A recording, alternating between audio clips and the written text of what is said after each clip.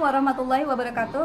Perkenalkan, nama saya Mas Wiwin Winarsi. Saat ini saya memang sedang bekerja di salah satu SD negeri yang ada di Kecamatan Kota Agung Pusat, yaitu saya menjabat sebagai guru kelas 6. Pada kesempatan kali ini saya mencoba untuk memaparkan tentang artikel yang sudah dibagikan dengan berjudul Analisis Dampak Pembangunan Infrastruktur Pendidikan terhadap peningkatan akses dan kualitas pendidikan anak-anak di wilayah pedesaan. Kita ketahui bahwa dari dampak pembangunan infrastruktur ini sendiri itu sangat berdampak yang luar biasa. Jadi untuk sekolah saya sendiri itu memang masih ada masalah yang terjadi seperti sarana dan prasarana. Ya mungkin sekolah-sekolah lain juga pasti akan merasakan apa yang saya rasakan saat ini.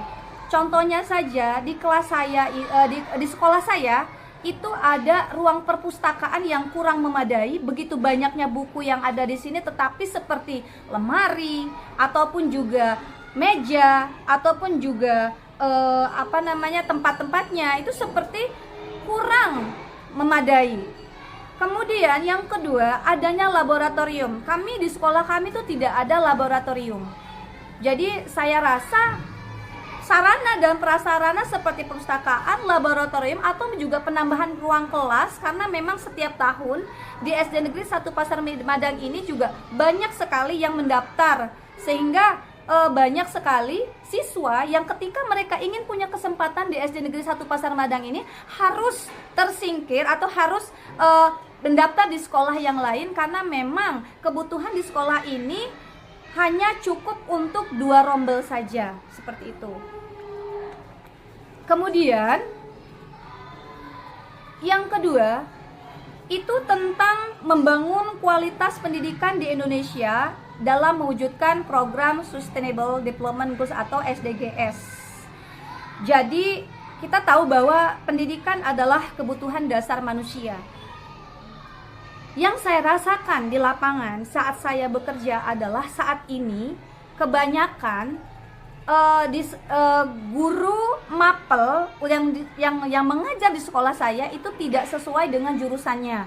Contoh PGSD ngajar bahasa Inggris, ataupun juga SBDP yang mungkin adalah jurusan SBDP untuk perkuliahan, tetapi dia harus mengajar SBDP, seperti itu. Banyak, ada beberapa. Yang kedua, ada beberapa guru di sekolah saya itu masih lulusan SMA tapi sudah mengajar. Kita ketahui bahwa pendidikan saat ini standar adalah S1 pendidikan, harus tingkat sarjana. Jadi itulah dilema yang saya rasakan saat saya bersekolah mengajar di SD Negeri 1 Pasar Madang. Nah, jadi ini mirip sekali dengan hasil penelitian yang menyebutkan bahwa kualitas pendidikan di Indonesia masih banyak terhambat oleh sarana dan belum merata. Bedanya, di SD 1 Pasar Madang ini aksesnya mudah dijangkau karena memang kami itu dekat dengan jalan raya. Tetapi mungkin di SD terpencil mereka harus jauh rumah dan akses seperti jalan rayanya itu harus melewati berbagai tantangan dengan seperti hujan, becek, atau juga jalan yang kecil gitu kan. Jadi seperti itulah kondisi di sekolahan yang saya rasakan. Menanggapi tentang solusinya yang dikaitkan dengan sosial politik dan sosial budaya, saya berharap kepada pemerintah untuk lebih serius membagi guru secara merata di setiap sekolah-sekolah yang ada. Jadi adalah penempatan guru-guru yang memang disesuaikan dengan kebutuhan sekolah tersebut. Termasuk dilema di sekolah saya yaitu guru mapel. Guru kelas juga ada seperti itu. Nah, kemudian saya berharap pemerintah juga lebih serius untuk memberikan insentif supaya guru ini mau mengajar di daerah yang terpencil. Jadi adalah perhatian dari pemerintah. Jadi selanjutnya anggaran pendidikan juga saya berharap transparan, digunakan tepat sasaran. Jadi terutama dalam membangun fasilitas belajar. Nah, selanjutnya karena kita memang tinggal di lingkungan yang penuh dengan berkaitan dengan sosial masyarakat dan budaya, masyarakat juga termasuk wali murid juga harus ikut terlibat, dan komite sekolah juga bisa menjadi mitra aktif.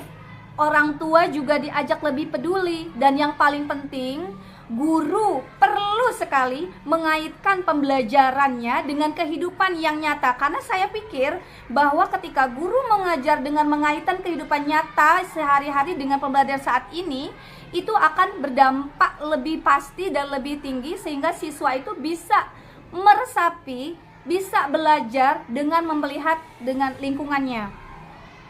Kemudian karena memang sekarang serba digital, jadi setiap guru juga harus mampu dan harus bisa menempatkan posisi di mana zamannya anak-anak sekarang itu lebih suka dengan teknologi. Jadi saya juga berharap sekali kalau misalnya guru bisa mengaitkan itu semua, tetapi terkadang di sekolah saya juga memang masih ada beberapa guru yang kurang, istilahnya harus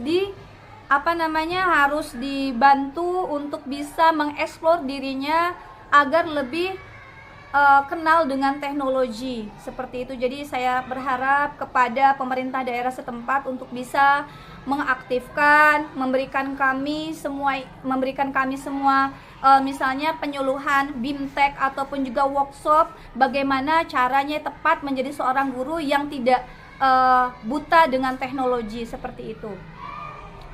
Jadi kesimpulannya, masalah pendidikan pada artikel tersebut nyata juga saya rasakan di SD Negeri 1 Pasar Madang. Tapi saya tidak boleh pesimis. Justru masalah itu kita semua bisa belajar bahwa kita bisa meningkatkan kualitas menjadi seorang guru dengan diri kita sendiri, meskipun sarana dan prasarana itu masih kurang. Bagaimana cara kita bisa menerapkan budaya positif dan bisa menjadi pelopor untuk lingkungan yang ada di sekolah tersebut. Jadi saya rasa bahwa keterlibatan masyarakat juga dan kebijakan yang adil adalah kunci untuk membuat pendidikan kita lebih baik dan mampu bersaing dengan daerah lain, bahkan sampai ke negara lain. Dapat saya sampaikan, mohon maaf atas kekurangan, dan saya akhiri. Wassalamualaikum warahmatullahi wabarakatuh.